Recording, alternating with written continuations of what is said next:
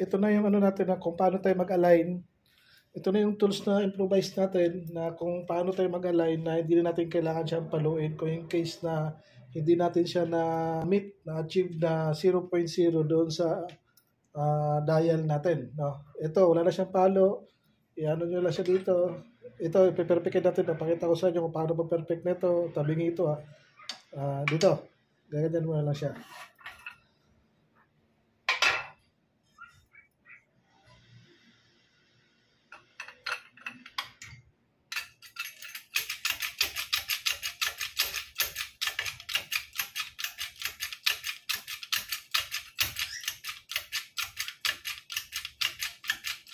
Eh, kung halimbawa naman kung halimbawa na malaki yung clearance niya, maliit lang naman ang clearance ng i-adjust nyo, huwag nyo na siyang i-pressure ng malakas.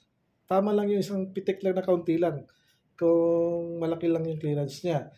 Tapos papakita ko sa inyo kung paano, dinemo ko lang muna kung paano gamitin yung DIY na tools natin na pag-align ng mga crankshaft na hindi na kailangan paluin natin ng napakamahal na martilyo. Yung martilyo yung ginagamit natin dyan na para di masira yung crankshaft ay yung tanso. Kailangan mo pa mag-provide.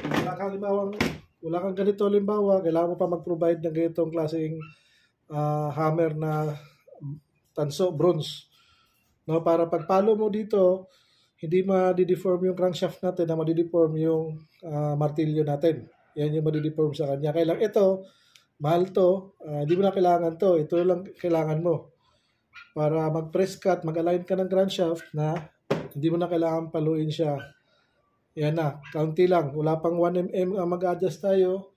Kaya pag nag-adjust kayo naman nito, siguraduhin nyo, pag nag-align ka ng crankshaft, siguraduhin nyo na itong shaft na to, tsaka ito, magka-align silang dalawa. Pati ito, tsaka ito.